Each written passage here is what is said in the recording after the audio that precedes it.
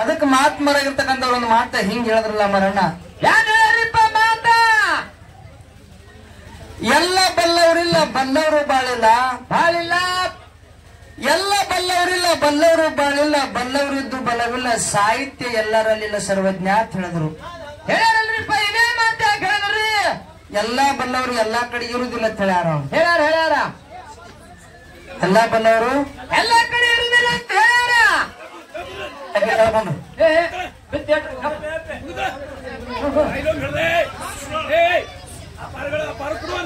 ಸನ್ನಿಧಿ ಒಳಗ ಒಡ್ಡಿವಾಲದ ಶಿವಾಸ್ತನದ ಡೊಳ್ಳಿನ ಪದಗಳ ನಡಿಲ ತಿಳಿದುಕೊಂಡು ಏನ್ ಮಾಡ್ಯಾರಿ, 2 ಮೇಳಗಳನ್ನ ಬರಮಾಡಿಕೊಂಡಿರ ನನ್ನ ಆತ್ಮೀಯ ಬಂಧುಗಳೇ. ಹೌದಪ್ಪ ಹೌದು. 2 ಮೇಳಿನ ಕಾರ್ಯಕ್ರಮ ಬಹಳ ಸರಾಗ ರೂಪದಿಂದ ಸಾಗಿ ಹೊಂಟಾವು. ನಿಮ್ಗೆಲ್ಲರಿಗೂ ಗೊತ್ತಿರ್ತಕ್ಕಂಥ ಮಾತೈತಿ. ಹೌದು. ವಿಷಯ ದೇವರು ಅಥವಾ ಗುರು ಮತ್ತು ಗುರು. ಹೌದು. ದೇವರು ಅನ್ನೋ ಪಾಲ ನಂದೈತಿ, ಗುರು ಅನ್ನೋ ಪಾಲ ಸಾರದೈತಿ, ಶಿಕ್ಷಕರದೈತಿ. ಹೌದು. ಜಗತ್ತಿನೊಳಗೆ ಗುರುನೇ ಶ್ರೇಷ್ಠ ಅದಾನ. ಹೌದು. ದೇವರನ್ನು ಕಡಿಮೆ ಅದಾನ. ಯಾಕಂತ ಕೇಳಿದ್ರ, ಯಾಕ್ರಿ 33 ಕೋಟಿ ದೇವತೆಗಳ ಗುರು ಬೃಹಸ್ಪತಿ ಅದಾನ. 66 ಕೋಟಿ ದೈತ್ಯರ ಗುರು ಶುಕ್ರಾಚಾರ್ಯ ಅದಾನ. ಹೌದು. ನಿಮ್ಮ ದೇವರುಗಳಿಗೆ ನಮ್ಮ ಗುರುಗಳು ಅದಾರ. ಹೌದು. ಅದರ ಕರೆ ಕೆಲಸಕ್ಕೆ ಬರಲಾಗ್ಯಾರ ಅವ್ರು. ಕೆಲಸ ಮಾಡ್ಬೇಕಲ್ಲ. ಅದಾರ ಸಮುದ್ರ ಮಥನ ಮಾಡುವಂತ ಸಮಯದೊಳಗೆ ವಿಷ ಹುಡ್ತು. ಒಂದು ಸೈಡ್ ದೇವತೆಯರು ಜಗತ್ತಿದ್ರು, ಒಂದು ಸೈಡ್ ದೈತ್ರು ಜಗತ್ತಿದ್ರು. ವಾಸುಕಿ ಎಂಬ ಸರ್ಪ ತಗೊಂಡು ಸಮುದ್ರ ಮಥನ ಮಾಡ್ಲಕತ್ತಿದ್ರು. ಆ ಸಮಯದೊಳಗೆ ವಿಷ ಹುಡ್ತು. ವಿಷ ಹುಟ್ಟಿದಾಗ ಆ ವಿಷ ನಿನ್ನ ಗುರು ಕುಡಿಬೇಕಾಗಿತ್ತು.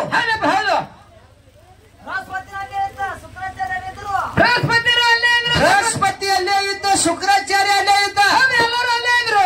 ಏನಾಗಿತ್ತು, ನಿಮ್ಮ ಗುರುಗಳಿಗೆ ಕುಡಿಬೇಕಾಗಿತ್ತು. ಇವ್ರು ಯಾರು ಕುಡಿಲಿಲ್ಲ. ನನ್ನಪ್ಪ ಭಗವಂತ ಪರಮೇಶ್ವರ ಅವಳೇ ಶಂಕರ ಆ ಇಸ ಎತ್ತಿ ಕುಡಿದ ಕೂಡಲಿನ ಗಂಟಲೊಳಗೆ ಸಿಗಿಬಿತ್ತು. ನೀಲಕಂಠದ ನಾಮ ಬಂತು ನನ್ನ ದೇವರಿಗೆ. ನಿನ್ನ ಗುರು ಅದಾನ, ಕೆಲಸ ಮಾಡ್ಬೇಕಲ್ಲ. ಇಸ ಹೊಟ್ಟೆ ಅದ, ಇಸ ಕುಡಿಬೇಕಾಗಿತ್ತು. ಕುಡಿದ್ರ ಇವ್ರು ಗುರುಗಳು ನಿಗರ್ತಿದ್ರು, ಇವ್ರು ಸಾಹಿತ್ಯದ್ರು ಇವ್ರು. ದೇವ್ರ ಮೇಲೆ ಕಂಡು ಶಕ್ತಿ ಅದ. ಕರೆ ವಿಷನೇ ಅಮೃತ ಮಾಡಿ ಕುಡ್ದಾನ ನನ್ನಪ್ಪ. ಯಾರು? ಪರಮೇಶ್ವರ, ದೇವರ. ಹೌದು. ಅದಕ್ಕೆ ಜಗತ್ತಿನೊಳಗ ದೇವ್ರ ಶ್ರೇಷ್ಠ ಅದಾನ. ಹೌದು. ಸದೋಜಾತ ಮುಖದಿಂದ ರೇವಣಿಸಿದ್ದು ಹುಟ್ಟಿ ಬಂದ ಗುರು ಹುಟ್ಟಿ ಬಂದ. ಸಂಚಾರ ಮಾಡ್ಕೊತ ಸೊನ್ನಲಿಗೆ ಎಂಬ ಊರಿಗೆ ಹೋದ. ಎಲ್ಲಿ ಹೋದ? ಸೊನ್ನಲಿಗೆ ಎಂಬ ಊರಿಗೆ ಹೋಗಿ ಮೋರಡಿಯ ಮುದ್ದಗೌಡ ಸುಗ್ಗಲ ದೇವಿ ಮನೆ ಮುಂದೆ ನಿಂತು ಭವತಿ ಭಿಕ್ಷಾಂದೇವಿ ಅಂತೇಳಿ ಭಿಕ್ಷೆ ಬೇಡದ. ಹೌದಪ್ಪ ಹೌದು. ಏನ್ ಬೇಡದ? ಭಿಕ್ಷೆ ಬೇಡದ. ಸುಗ್ಗಲ ದೇವಿ ಭಿಕ್ಷೆ ತಗೊಂಡು ಬಂದ್ರು. ಹೌದು. ಏ ತಮ್ಮ, ರೇವಣಿಸಿದ್ದ ಗುರು ಹುಟ್ಟಿ ಬಂದ.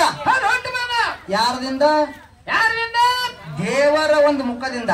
ಹೌದಾ? ರೇವಣಿಸಿದ್ದ ಗುರು ಹುಟ್ಟಿ ಬಂದ. ಸಂಚಾರ ಮಾಡ್ಕೊತ ಸೊನ್ನಲಿಗೆ ಎಂಬ ಊರಿಗೆ ಹೋದ. ಊರಿಗೆ ಹೋಗಿ ಮೋರಡಿಯ ಮುದ್ದಗೌಡ ಸುಗ್ಗಲ ದೇವಿ ಮನೆ ಮುಂದೆ ನಿಂತು ಭವತಿ ಭಿಕ್ಷಾಂದೇವಿ ಅಂತೇಳಿ ಭಿಕ್ಷೆ ಬೇಡದ. ಯಾರು? ಗುರು. ಹೌದು, ಗುರು ಬೇಡದ. ಭಿಕ್ಷೆ ತಗೊಂಡು ಬಂದು ಸುಗ್ಗಲ ದೇವಿ ನೀಡಿದ್ರು. ಹೌದು. ರೇವಣಿಸಿದ್ದು ತಗೊಂಡು ಹೇಳ್ತಾನ, ಏನಂತ? ತಾಯಿ, ನಿನ್ನ ಹೊಟ್ಟಿನ ಜಗ ಬೆಳಗುವಂತ ಮಗ ಹುಟ್ಟಿ ಬರ್ತಾನಂತ ಹೇಳ್ದ. ಅವಾಗ ಕುಲುಕುಲು ನಗಲಕತ್ರು. ಯಾರು? ಸುಗ್ಗಲ ದೇವಿ. ಹೌದು. ಯಪ್ಪ, 60 ಮುಗಿದು 70 ವಯಸ್ಸು ನಡೆದವ ನಂದು. 60 ಮುಗಿದು 70 ವಯಸ್ಸು ನಡೆದವ. ಇನ್ನೇಲಿ ಹಡಿತೀನೋ ಗುರುನಾಥ್ ಅಂದಳು. ಅವಾಗ ರೇವಣಿಸಿದ್ ಹೇಳ್ತಾನ, ಏನಂತ? ತಾಯಿ, ಇದು ನನ್ನ ಇಚ್ಛೆ ಅಲ್ಲ, ಭಗವಂತನ ಇಚ್ಛೆ ಆಗ್ಯದ, ದೇವ್ರ ಇಚ್ಛೆ ಆಗ್ಯದ. 60 ಆಗಲಕ್ಕ 70 ಆಗಲಕ್ಕ